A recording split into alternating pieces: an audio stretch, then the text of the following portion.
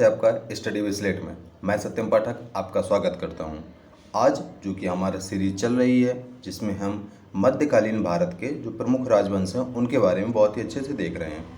तो आज जो कि पिछला वीडियो था हमने उसमें दक्षिण भारत के राजवंशों के बारे में देखा था, जिसमें हमने वाकाटक वंश, बादामी के चालुक्य वंश और एक वंश और पल्लव वंश के बारे में हमने देख लिया था।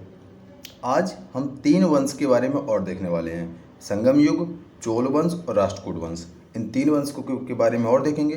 बाकी और भी बहुत सारे वंश हैं जो कि क्षेत्रीय स्तर पर थे, छोटे छोटे थे, उनके बारे में इतना ज़्यादा पेपरों में क्वेश्चन एग्जाम में नहीं आता है, तो इस वजह से उनमें इतना ज़्यादा गौर नहीं करेंगे। जो मेन है जहाँ से क्वेश्चन आते हैं, तो आज हम उनको देखते हुए आज से हमारे ये मध्यकालीन भारत के जो प्रमुख राजवंश थे, क्षेत्रीय स्तर पर थे, उनका ये हमारी सीरीज ख़त्म हो जाएगी।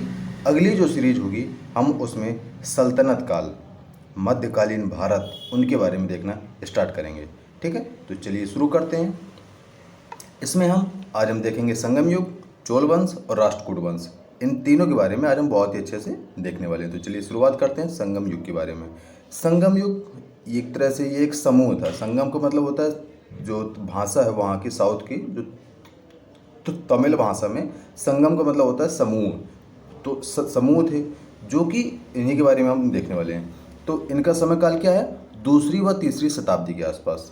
ठीक है, इसमें तमिल कवियों का एक समूह, संगम परिषद, मतलब आप समूह बोलिए, परिषद बोलिए, उसी को संगम बोलते हैं। ठीक है, तमिल कवियों का एक समूह, इसमें तमिल भाषा के जो कवि थे उनका समूह था ये। ठीक है, तमिल साहित्य में चोल, चेर, पांड्य वंशों के साक्ष्य मिलते हैं। इस चीज़ को आपको याद रखना है, 3 वंशों की जानकारी मिलती है, चोल, चेर और पांड्य। ठीक है, इन तीनों के बारे में आपको याद रखना है। इसमें पांड्य शासकों के संरक्षण में 3 परिषदों का आयोजन हुआ था। जो पांड्य शासक थे, पांड्य वंश के जो राजा थे, उनके संरक्षण में 3 परिषदों का आयोजन हुआ था। जो 3 परिषदें कौन कौन सी थी, जो कि आपके सामने ये रही। इसमें सबसे पहले जो पहली परिषद थी उसके अध्यक्ष कौन थे? अगस्त ऋषि। पहली परिषद के अध्यक्ष अगस्त ऋषि, स्थान मदुरा। ठीक है, दूसरी के थे तोलकप्पियर और स्थान था कपाटपुरम, और तीसरे के थे नक्कीरूर, इसका स्थान था उत्तरी मदुरा। तो देखिए सीधे सीधे याद रखिए, पहला और दूसरे में तो मदुरा है, बीच वाला बार है उसको बार कपाटपुरम आपको याद रखना है बस। पहले के अध्यक्ष हैं अगस्त ऋषि, दूसरे के हैं तोलकप्पियर और तीसरे के हैं नक्कीरूर। ठीक है, चलिए आगे बढ़ते हैं। तमिल व्याकरण एवं अलंकरण शास्त्र की प्रसिद्ध पुस्तक तोलकप्पियम। तमिल व्याकरण और अलंकरण के बारे में अगर आपको जानकारी करनी है तो उसके लिए सबसे प्रसिद्ध पुस्तक जो है वो कौन सी है? तोलकप्पियम, जिसके रचनाकार कौन है? तोलकप्पियर, यही जो दूसरे के अध्यक्ष थे। दूसरी संगम जो समिति हुई थी उसके जो अध्यक्ष थे उन्हीं की पुस्तक है तोलकप्पियम, जिसमें तमिल व्याकरण एवं अलंकरण शास्त्र की वो प्रसिद्ध पुस्तक है। ठीक है, अब जो थोड़ा क्वेश्चन और बढ़ के आने लगे हैं जिसमें संगमकालीन समाज के बारे में क्वेश्चन पूछते हैं, तो इस वजह से इसका जो थोड़ा समाज है उसको हम देख लेते हैं, क्योंकि समाज ही बहुत अच्छा था इस टाइम पे। यह समाज उत्तर एवं दक्षिण दोनों के मेल से बना था। ये जो संगम समिति हुई थी, इसमें क्या हुआ था कि जो उत्तर के प्रमुख मतलब महर्षि थे वो साउथ में गए थे, वहाँ पे उन्होंने एक दूसरे का जो समाज था उसको देखा था। और एक्चुअली में संगम साहित्य को ये बोला जाता है कि ये उत्तर और दक्षिण का संगम है, इस वजह से संगम भी बोलते हैं, मतलब समागम है, दोनों का मिक्सचर है वहाँ पर। ठीक है, तो इसमें क्या था, यह समाज उत्तर एवं दक्षिण दोनों के मेल से बना हुआ था। जैसे कि अभी आपने देखा, ब्राह्मण समाज उच्च स्तर पर था, धार्मिक कार्य करते थे, लेकिन रूढ़िवादिता नहीं दिखती है। अगर आप ये देखेंगे जो इसका समय काल है, कौन सा समय काल है? दूसरी से तीसरी शताब्दी के आसपास का समय काल है। ठीक है, तो जो अब इस समय काल में अपने यहाँ जो जो एक तरह से उत्तर भारत में रूढ़िवादिता आ चुकी थी, अपने यहाँ जैसे उत्तर वैदिक काल में रूढ़िवादिता आ जाती है। ठीक है, तो यहाँ पर अभी भी दूसरी से तीसरी शताब्दी के आसपास भी अगर आप देखेंगे तो जब ये गुप्त वंश स्टार्ट हो जाता है तो गुप्त वंश के समानांतर ये समाज चल रहा था, लेकिन यहाँ पर अभी भी रूढ़िवादिता नहीं थी। ठीक है, वेल्लाल, सीधे सीधे क्वेश्चन आता है कि संगम वंश में वेल्लाल कौन थे? तो वेल्लाल संपन्न जो किसान समूह होते थे, जो किसान जो संपन्न हो जाते थे उन्हीं को वेल्लाल बोलते थे। और सबसे बड़ी बात ये थी कि इन्हीं को शासक भी यही शासक हो जाते थे। मतलब जिसके पास में संपन्नता आ जाती थी, जिसके पास में अधिक धन हो जाता था, धन से मतलब है कि खेती उस टाइम पे होती थी, तो जिसके पास में अधिक राजस्व इकट्ठा हो गया उसी ने अपने एरिए का वो शासक बन जाता था। एक्चुअली में यहाँ पर क्षत्रिय वर्ग नहीं था, जो अपने यहाँ ब्राह्मण क्षत्रिय वैसे शूद्र जो होते हैं, तो यहाँ पर वेल्लाल वर्ग ही जो था उसी को क्षत्रिय वर्ग के कार्य मिले हुए थे। उसी को ये था कि आपके पास राजस्व अच्छा खासा है तो आप इस क्षेत्र की हम आपके संरक्षण में हैं और आप हमारी रक्षा करिए और आप ही हमारे आज से राजा हैं। ठीक है, तो ये हो जाता था। तो वेल्लाल संपन्न कृषक होते थे और यही शासक होते थे। ठीक, महिलाओं की समाज में स्थिति उच्च थी, महिलाओं की समाज में स्थिति बहुत उच्च थी। पांड्य वंश में महिला शासक भी मिलती है और इसमें यह कहा जाता है कि इस वंश में जो संगम युग था, इस समय काल में महिलाओं को अपने वर चुनने की आज़ादी थी। जब शादी में खुद का वर चुनने की आज़ादी थी एवं दहेज महिलाएं लेती थीं। अब आप ये समझ सकते हैं कि महिलाओं की स्थिति काफ़ी अच्छी थी उस समय पर। ठीक है, अब हम अगला देखते हैं चोल वंश। भैया चोल वंश के बारे में किसने नहीं सुना? अभी जो अमेजॉन प्राइम में अभी एक नई मूवी आई हुई है, दूसरा पार्ट आया हुआ है, तो वो भी चोल वंश के बारे में ही आया हुआ है। देखो उसका नाम याद नहीं आ रहा। हाँ, तो उसी अब हम चोल वंश के बारे में देखने वाले हैं। ठीक है, तो जो संगम युग था उसके बारे में देख लिया, अब जो चोल वंश है उसके बारे में अब हम देखना स्टार्ट करते हैं। ठीक है, सबसे पहले इसके संस्थापक कौन थे? विजयालय। विजयालय इसके संस्थापक थे। इनका समय काल कितना है? 850 ईस्वी से 887 ईसा पूर्व नहीं, ईस्वी तक। अब ये सब ईस्वी वाले हैं, ईसा पूर्व वाले अब नहीं हैं। ठीक है, इनकी राजधानी थी तंजौर इनकी राजधानी थी। विजयालय पल्लव वंश के सामंत हुआ करते थे। एक्चुअली में ये कहा जाता है कि पल्लव वंश के ध्वंसावशेषों पर, मतलब जब पल्लव वंश समाप्त हो जाता है उसके बाद चोल वंश की स्थापना होती है, और दोनों में एक सिमिलरिटी भी है। पल्लव वंश जो हैं वो भी मंदिर बहुत सारे बनवाते हैं और बहुत ही अच्छे अच्छे मंदिर बनवाते हैं। चोल वंश भी उनसे भी ज़्यादा अच्छे मंदिर बनवाते हैं, बड़े बड़े मंदिर बनवाते हैं। ठीक है, तो विजयालय जो थे वो पल्लव वंश के सामंत हुआ करते थे। पल्लव वंश के बारे में हमने पिछली वीडियो में बहुत ही अच्छे से देखा है और आप लोगों ने बहुत उसको सपोर्ट किया है, आगे भी वो करते रहिए। चलिए आगे देखते हैं। विजयालय ने नरकेसरी की उपाधि धारण की थी। जो विजयालय था, संस्थापक जो था, इसने नरकेसरी की उपाधि धारण की थी एवं निशुंभ सूदनी मंदिर का निर्माण करवाया था। अब ये यहाँ से हर जो राजा होगा वो मंदिर जरूर बनवाएंगे, तो निशुंभ सूदनी मंदिर का निर्माण करवाया था इसने। ठीक है, इसके बाद आते हैं आदित्य फर्स्ट। इसी वंश के, चोल वंश के जो राजा थे आदित्य फर्स्ट, इनका समय काल है 887 से 907 ईस्वी के आसपास का। ठीक है, तो ये इनका समय काल था। इसे प्रथम स्वतंत्र शासक कहा जाता है। चोल वंश का प्रथम स्वतंत्र शासक आदित्य फर्स्ट को कहा जाता है। इसने खुद को पल्लव वंश से अलग किया था। मतलब जो पल्लवों के ये सामंत हुआ करते थे, जो इनके पिताजी थे विजयालय थे, वो सामंत हुआ करते थे, उन्होंने एक चोल वंश की स्थापना की। लेकिन जो आदित्य प्रथम था, इसने खुद को पल्लवों से अलग किया और स्वतंत्र शासक बना। उसने अपने आप को एक स्वतंत्र शासक कहा कि अब मैं किसी के अधीन नहीं हूँ, किसी का सामंत नहीं हूँ मैं। ठीक है, इनकी उपाधि थी कोदंड राम। ये आपको याद कर लेना है, कोदंड राम किसकी उपाधि थी? तो आदित्य फर्स्ट जो थे उनकी उपाधि थी कोदंड राम।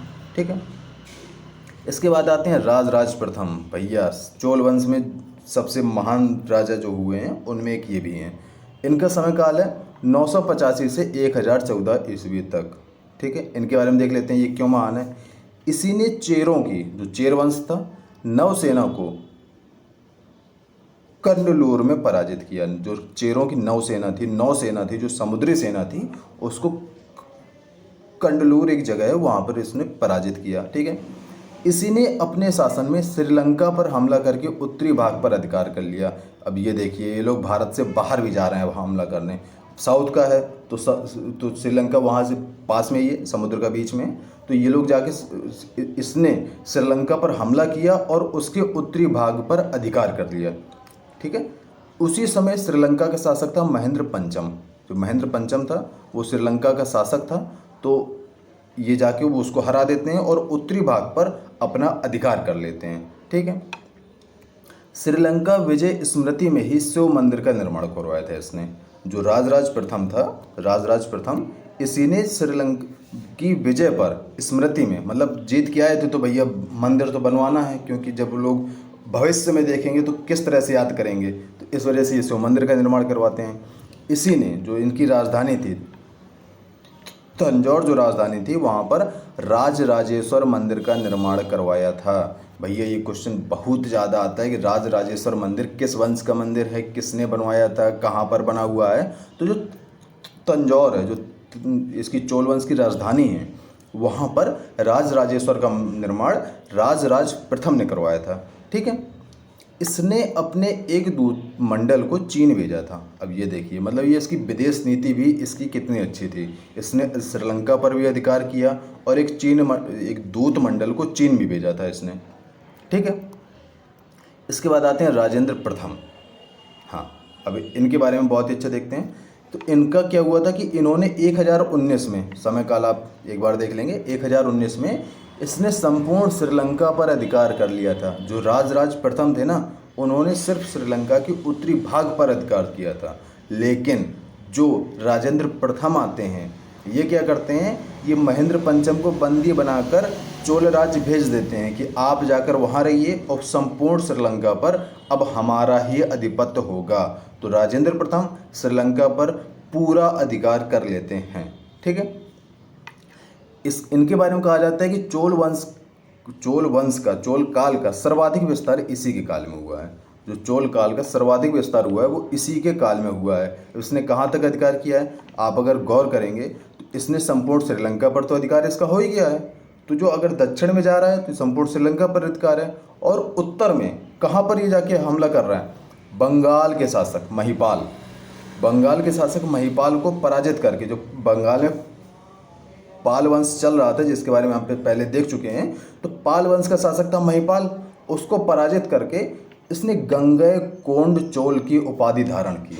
ठीक है, बंगाल का जो शासक था महिपाल, उसको इसने हराया और गंगैकोंड चोल, क्योंकि बंगाल में जो गंगा जो नदी बहती है, तो इसी वजह से इसने ये बोला था कि अब मैं गंगा के तक मेरा अधिकार है। तो इसी तरह से गंगैकोंड चोल, उस तरह से उसने उपाधि धारण की थी। एवं अपनी राजधानी कहाँ थी इनकी, जो चोल वंश की राजधानी थी, तंजौर से गंगैकोंड चोलपुरम में बसाया था। ठीक है, तो यहाँ पर इसने अपनी राजधानी को स्थानांतरित किया। एवं जो ये शहर जो बसाया था, इसने खुद नया शहर बनवाया था एक तरह से, मतलब ठीक है, अपनी राजधानी बनाने के लिए। अब कुछ अंतिम जो राजा उनके बारे में देख लेते हैं। एक राजा धीराज करके एक राजा आए हुए हैं, जिनकी उपाधि क्या थी, विजय राजेंद्र। ठीक है, बस ये याद रखना है हमें। इसके बाद आते हैं कुलोत्तुंग तीसरे जो आए हैं, कुलोत्तुंग तीसरे आए हैं, इन्हें अंतिम महान शासक बोला जाता है। ठीक, और राजेंद्र जो तीसरे आए हैं, राजेंद्र तृतीय जो आए हैं, उन्हें चोल वंश का अंतिम शासक कहा जाता है। ठीक है, तो ये था हमारा चोल वंश के बारे में। अगले हैं राष्ट्रकूट वंश, इनके बारे में भी देख लेते हैं। जबकि राष्ट्रकूट वंश के बारे में आपने तो इतना सुना होगा, मैं तो शायद बार हर वीडियो में इनके बारे में बोलता हूँ। ये जो कन्नौज का जो त्रिकोणीय संघर्ष हुआ था, उसमें इन्होंने हस्तक्षेप किया था। तो अब हम इनके बारे में भी देख लेते हैं, और यही आखिरी वंश है। इसके बाद हमारा ये वीडियो समाप्त हो जाएगा। तो इनके संस्थापक कौन थे भैया, दंती दुर्ग। समय काल 752 ईस्वी के आसपास यह राष्ट्रकूट वंश की स्थापना करते हैं। इसने चालुक्य राजा कीर्तिवर्मन को हराया एवं खुद को स्वतंत्र राजा घोषित किया। ठीक है, वही है, ये पहले इनके सामंत होते होंगे पक्का, तो ये इन्होंने कीर्तिवर्मन को हरा दिया और खुद को स्वतंत्र शासक घोषित वो कर दिया। ठीक है, इसका चाचा जो दंती दुर्ग थे, इन्हीं के जो चाचा थे कृष्णा प्रथम, इसके बाद राजा बनते हैं। मतलब दंती दुर्ग के बाद में जो राजा बनते हैं, उनके चाचा राजा बनते हैं, कृष्णा प्रथम। लेकिन ये महान क्यों हैं, कृष्णा प्रथम ने ही एलोरा की प्रसिद्ध कैलाश मंदिर का निर्माण करवाया था। एलोरा और अजंता की गुफाएं जो हैं, उसमें प्रसिद्ध कैलाश मंदिर, जिसको एक पहाड़ को काट कर छांट के एक मंदिर बनवाया गया है, जो कि विश्व धरोहर स्थल में भी शामिल है, उसका निर्माण कृष्णा प्रथम ने ही करवाया था। राष्ट्रकूट वंश के जो शासक थे कृष्णा प्रथम, उन्होंने ही एलोरा के प्रसिद्ध कैलाश मंदिर का निर्माण करवाया था। ठीक है, इसी ने जो कृष्णा प्रथम थे 756 ईस्वी में बादामी के चालुक्य वंश का अंत कर दिया। जो बादामिक चालुक्य वंश जिनके बारे में हमने पिछले वीडियो में देखा था, उनका अंत भी इसी ने वो कर देता है। इसके बाद में अगले राजा बनते हैं ध्रुव, जिनको धारावर्ष भी कहते हैं। इसने अब यहाँ से जो भी राजा बनेंगे तो उनका काम वही है। इसने कन्नौज के जो त्रिकोणीय संघर्ष में हस्तक्षेप किया एवं वत्सराज और धर्मपाल को पराजित किया। जो कन्नौज में वंश चल रहा था उसके राजा थे वत्सराज और धर्मपाल, जो बंगाल का पाल वंश था। तो इसमें आपस में युद्ध हो रहा था, तो ये क्या करता है, ये वत्सराज को भी हरा देता है और धर्मपाल को भी हरा देता है। इसके बाद जो इसका अगला राजा बनता है गोविंद, जो तीसरे जो राजा बनते हैं वो भी सेम काम करते हैं। वो भी नागभट्ट द्वितीय को हरा देते हैं और पाल वंश के जो यही धर्मपाल को ये भी हरा देते हैं। ठीक है, इनके बारे में हमने बहुत अच्छे से देखा हुआ है, बहुत मतलब दो वीडियो में हमने देखा हुआ है कि कन्नौज के जो त्रिकोणीय संघर्ष हुआ था उसके बारे में। महानतम राजा कृष्णा तीसरे आए हैं। इनका समय काल कितना है, 935 से 965 ईस्वी के आस जो समय काल इनका होता है। ये क्यों महान हुए हैं, इसने रामेश्वरम तक अधिकार किया, रामेश्वरम साउथ, ठीक है, वहाँ तक अधिकार किया एवं यहीं पर विजय स्तंभ की स्थापना की। जो राष्ट्रकूट वंश है ये अगर आप देखेंगे तो वर्तमान के जो महाराष्ट्र एरिया है यहाँ पर इनका आधिपत्य था। तो यहाँ से लेकर ये रामेश्वरम तक जाते हैं, तो आप देख सकते हैं कि कितना लंबा ये अधिकार करते हैं। ठीक, एवं विजय स्तंभ की स्थापना करवाते हैं एवं एक मंदिर का भी निर्माण करवाते हैं रामेश्वरम में ही। ठीक है, अंतिम राजा इनके कर्क द्वितीय हुए हैं। जो राष्ट्रकूट वंश के अंतिम राजा कर्क द्वितीय हुए हैं। ठीक है, तो ये तो थे हमारे जो दक्षिण के प्रमुख राजवंश थे, उनके बारे में हमने बहुत ही अच्छे से देख लिया है। तो अगर आप यहाँ तक आए हैं तो लाइक, सब्सक्राइब और कमेंट जरूर करिए, और जो आपका एक्स्ट्रा नॉलेज है उसके बारे में कमेंट में ज़रूर बताइए, क्योंकि सीख आप भी रहे हैं और हम भी आपसे सीखने के लिए रेडी हैं। तो यहाँ तक के आने के लिए धन्यवाद। जय हिंद।